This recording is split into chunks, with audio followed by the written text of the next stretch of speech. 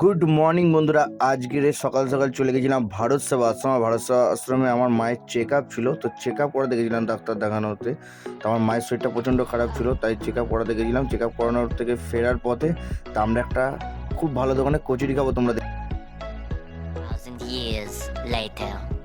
দেখো এখন খাচ্ছে লুচি তরকারি ডিম সিদ্ধ, আর ওইদিকে লুচি এখন ভাগাভাগি হচ্ছে। ভাবো এত পরিমাণ লুচি নেওয়া হয়েছে, খেয়ে শেষ করতে পারছে না। দেখো দেখো কাড়াকাড়ি হচ্ছে, দেখো কাড়াকাড়ি হচ্ছে লুচি নিয়ে কাড়াকাড়ি করছে। কি বলছে? তো আমরা এখন একটুখানি যাওয়ার পথে একটু লুচি একটু তরকারি খাবার দাবার খেলাম, এখানে ব্রেকফাস্ট করলাম।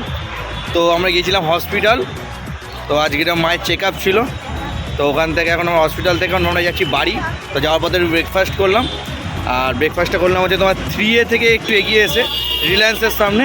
আর এই হচ্ছে কচুরির দোকান। তো এখানে কচুরিটা খুব ভালো করে, ভালো খেলাম, অসাধারণ খেলাম।